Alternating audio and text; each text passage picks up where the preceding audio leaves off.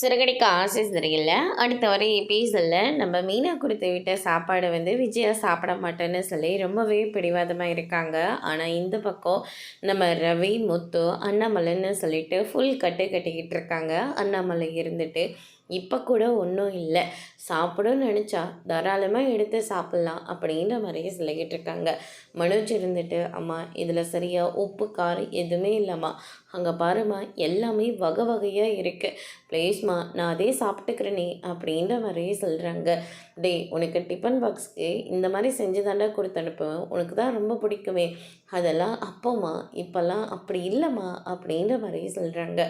அப்போ தான் சொல்கிறாருல்லம்மா நான் எடுத்து சாப்பிட்றேனே அப்படின்ற மாதிரியே சொல்லிட்டு மனோஜ் சாப்பிட்டுட்ருக்காங்க.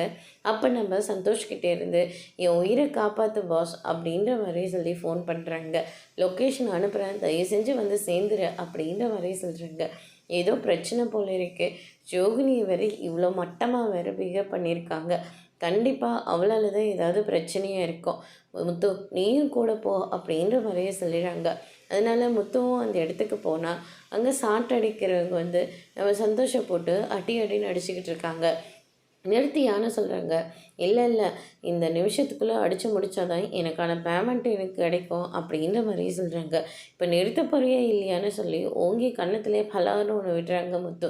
அந்த ஆளுக்கு அடிக்கு பயந்துக்கிட்டே அங்கேருந்து எஸ்கேப் ஆகி ஓடிடுறாங்க. சந்தோஷம் நடந்த எல்லா விஷயத்தையும் சொல்லிக்கிட்டு இருக்காங்க. நான் தான் கள்ளத்தொடர்பு இருக்குன்னு சொல்லி மனோஜ் கிட்ட சொன்னேன். மனோஜும் சரின்னு சொன்னதுனால தான் நான் ரோகிணி கிட்ட போயிட்டு பேசினேன்.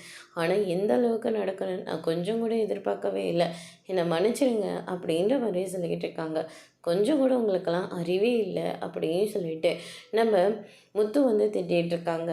அதுக்கு அடுத்ததாக முத்து இருந்துட்டு நம்ம மீனா, ஸ்ருதி, ரவிக்கிட்டலாம் சொல்லி பயங்கரமாக சிரிச்சிட்ருக்காங்க. ரோகிணி என்ன தான் இருந்தாலும் மனோஜோட ஒய்ஃப், அவர் இப்படியெல்லாம் நடந்திருக்கவே கூடாது, ரோகிணி பண்ணதான் எல்லா விதத்துலேயும் சரி அப்படின்ற மாதிரியே சொல்லிக்கிட்டு இருக்காங்க. நீத்துக்கும் இந்த மாதிரி ஏதாவது பனிஷ்மெண்ட் கொடுக்கணும் அப்படின்ற மாதிரியே சொல்லிக்கிட்டு இருக்காங்க. முத்து இருந்துட்டு அதுக்கும் கூடிய சீக்கிரத்தில் ஒரு முடிவு கட்டுறேன் அப்படின்ற மாதிரி முத்து ஒரு பிளான் போடுறாங்க. அதுக்கடுத்து தான் நம்ம விஜயா இருந்துட்டு மனோஜ்க்கு ஜூஸ் எடுத்துகிட்டு கொடுக்குறாங்க. உன்னால் தான் அவன் கெட்டு போகிறான் அப்படின்ற மாதிரியே சொல்லிக்கிட்டு இருக்காங்க.